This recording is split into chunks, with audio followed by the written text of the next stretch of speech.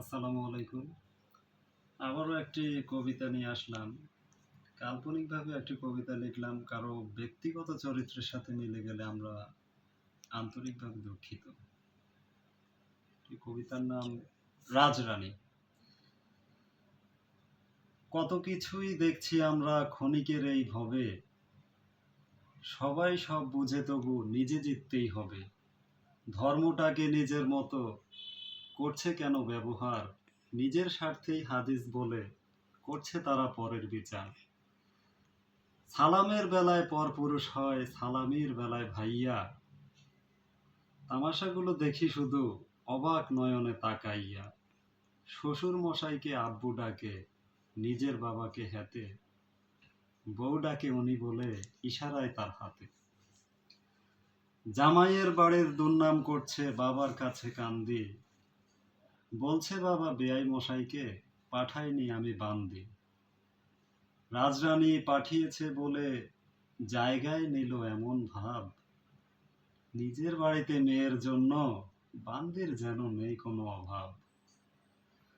রাজবাড়িতে গিয়ে দেখলাম ভাড়া বাসাতেই থাকে, রাজরানী থাকে ডাইনিং রুমের এসএসের একটা খাটে।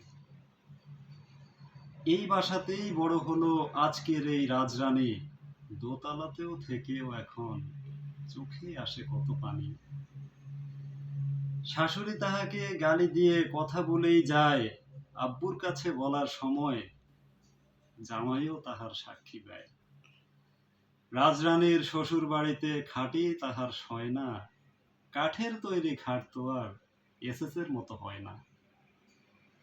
কাজের বেলাতে কাজ করে না, উনি যদি করে রাগ, বাড়ি যেতে অনুমতি লাগে না, করেছে তো উনি কথা ত্যাগ। আত্মীয় আসলে কথা বলে না, জ্ঞান হারিয়েই পড়ে রয়। রুমের সামনে চলাচল তাহার সবাইকে যেন বলদ মনে হয়। বাড়িতে কোনো মেহমান আসলে কথা বলবে না কারো সাথে, দাপুটে ভাবে থাকবে সর্বদা। রাজরানী সবাইকে প্রজা ভাবে। রাজরানী বাবার বাড়িতে যখন যেতে মনে চায়, শ্বশুর মশাইয়ের সামনে দিয়েই অনুমতি ব্যতীতই চলে যায়। বউয়ের বেলায় শাশুড়ি উনি, জামাইয়ের শ্বশুর বাবা। সামাজিকতা তারাই জানে, বাকিরা সব আসলেই হাবা। শাশুড়ির নামে মিথ্যাচারে জামাইকে দেয়ালো সাক্ষ্য, সবাই ব্যাঠিক সে একাই সঠিক, এটাই রাজরানীর বাক্য। মায়ের নামে মিথ্যা সাক্ষী তাই, উনি কহিল ক্ষেপে, নিজের আমার চোখের সামনে আসবি না, নিজের সংসার নাও মেপে।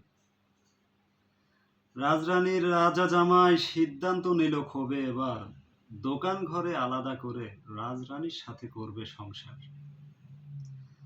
আলাদা করে মালামাল সব করছে দোকানে পারাপার, রাগ করিয়া সিদ্ধান্ত নিল হেতার বাড়িতে থাকবে না আর। হেতার জায়গায় থাকবে না তাই দোকানেই করবে সংসার। উঠানে বসে ভাবছে হেতে, দোকান ঘরটা না জানি কার। এমন রাগে নিজে যদি করতে পারতো আলাদা ঘর, তবেই তো মানাতো দাপট, মানতাম এটাই রাজরানীর বর। দোকান ঘরটা সাজানো শেষে রাজরানীকে বলল পছন্দ হয়। ভিজিট শেষে রানী কহিল, এটা তো আর দোতলার মতো নয়। রাজরানী বাবার বাড়িতে প্লেট ধুয়ে খায়নি তখন, একটা সপ্তাহ থাকার পরেই বাসা ভাড়া খোঁজে এখন। ইগোটাকেই বড় রেখে বাবার বাড়িতে গিয়েছে তাই, বাস্তবতা বুঝবে কবে আর, একটা সপ্তাহ হলো না ঠাই। এতই আদরের ছিল রানী, 10টা দিনও হলো না, ভাড়া বাসা খুঁজছে এখন, স্মৃতিগুলোকে যেন ভুলো না। মনে প্রাণে ভাবলো যাকে মায়ের মতোই বড় বোন, মায়ের সঙ্গ ছেড়ে কেন ভাড়া বাসায় থাকবে এখন। এমনও গরিব বাবা আছেন, সব বিপদেই আগলে রাখে, রাজরানী হয়েও লাভ কি তবে, ভাড়া বাসা যদি খোঁজা লাগে। অবশেষে ভাড়া বাসায় উঠেই দেখলো কেউ নেই আর, জামাইকে বলল জলদি আনো আমার বাবার দেওয়া ফার্নিচার। এতই নিষ্পাপ রাজরানীটা, বাকি সবাই খুবই খারাপ। একটা বিষয়ে জটিলতা, ঠাঁই দিল না নিজের বাপ। স্বামীকেই রাজা বানিয়ে হতে চায় কেউ রাজার রানী, জামাইকে এবার বলদ রানী বানিয়ে জন্ম নিল আজকের এই রাজরানী। ধন্যবাদ। সালামু আলাইকুম।